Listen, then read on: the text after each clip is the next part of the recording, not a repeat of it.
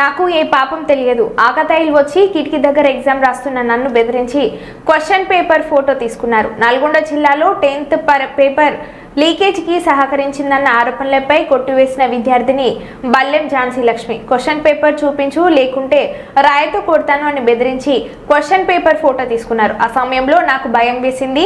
నాకు ఏం చేయాలో అర్థం కాక క్వశ్చన్ పేపర్ చూపించాను. పక్కన ఉన్నవారు కూడా ఏం కాదులే చూపించు అన్నారు. ఇందులో నా ప్రమేయం ఏమీ లేదు. దయచేసి నన్ను డిబార్ను రద్దు చేయండి అని వేడుకుంటున్న విద్యార్థిని ఝాన్సీ లక్ష్మి. నేను క్లేవర్ స్టూడెంట్ని. నన్ను ఎక్కడ ఎగ్జామ్ రాపించినా నేను రాస్తాను. చూసి రాయవలసిన అవసరం నాకు లేదు. ఎవరో చేసిన దానికి నన్ను బలి చేశారు. దయచేసి ఎగ్జామ్ రాసే అవకాశం మళ్ళీ కల్పించాలని నేను వేడుకుంటున్నా. ఎగ్జామ్ రాయకపోతే నాకు చావే శరణ్యం అని అంటున్న విద్యార్థిని ఝాన్సీ లక్ష్మి మాట్లాడారు. ఎడ్జేలేస్ ఆయన ఆ వ్యక్తి ఎవరో కూడా నాకు తెలియదు, పర్సన్ ఎవరో కూడా తెలియదన్నా కూడా ఎంత వినకుండా నన్ను పోలీస్ స్టేషన్కి, నన్ను మా ఫాదర్ని ఎగ్రికల్ పోలీస్ స్టేషన్కి కాల్లో తీసుకెళ్ళడం జరిగింది. అక్కడ చాలా క్వశ్చన్స్ అడిగారు. నువ్వు నీకు తెలుసా, ఆ పర్సన్ తెలుసా అని తెలియదు సార్, ఎంత చెప్పినా వినలేదు వాళ్ళు.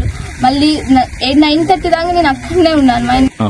పోలీస్ వాళ్ళు 9:30 దాకా నన్ను మా ఫాదర్ని కూర్చోబెట్టారు. తర్వాత ఒక 10 దాకా 10:30కి నేను మా ఇంటికి వచ్చేసాను. నేను వచ్చిన తర్వాత వాళ్ళు ఏం భరోసా ఇచ్చారంటే, మీరు ఏం కాదు, ఎగ్జామ్స్కి ఏ ప్రాబ్లం ఉండదు, మీరు అన్ని రాసుకోవచ్చు, అన్ని ఎగ్జామ్స్ రాసుకోవచ్చు, జస్ట్ విచారణ కోసం మీరు ఇంటికి పోలీస్ స్టేషన్ తీసుకురావాలని చెప్పారు. విచారణ కోసం ఏం కాదు, ఎగ్జామ్స్ అన్ని రాసుకోవచ్చు అని నాకు మా ఫాదర్కి భరోసా ఇచ్చి పంపించారు. వెళ్ళి మార్నింగ్ నేను హిందీ ఎగ్జామ్ రోజు వెళ్తే సెంటర్లో దిగాలి. నేను రూమ్లోకి వెళ్ళగానే నా రూమ్ నెంబర్ పట్టుకుని నన్ను ఒక రూమ్లో తీసుకెళ్ళి నా రూమ్ నెంబర్ నన్ను డిబార్ చేసి వాడేసి ఒక వైట్ పేపర్ మీద బలవంతంగా ఫోర్స్ఫుల్గా. నా పేరెంట్స్ లేరు, నా గడియన్ లేరు, ఎవ్వరు లేరు.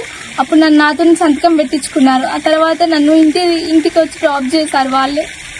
ప్లీజ్ నన్ను అధికారులు, కలెక్టర్ గారు, డిఎస్పీ గారు నాకు న్యాయం చేయాలని కోరుకుంటాను. 13 years లైఫ్ నాది. జస్ట్ ఒక లాస్ట్ స్టేజ్ నాది. ఒక్కసారి నేను వెళ్తే నాకు ఫర్దర్ స్టడీస్ చాలా హెల్ప్ అవుతుంది. ప్లీజ్ నాకు ఈ 10th పోతే నాకు బతకాలని కూడా లేదు.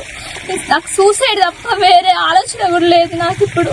ప్లీజ్ నాకు న్యాయం జరుగుతుందని నేను బతకగలుగుతా తప్ప నాకు వేరే ఛాన్స్ కూడా లేదు. ప్లీజ్ నాకు మాత్రం న్యాయం జరగకుంటే మాత్రం నాకు చాలా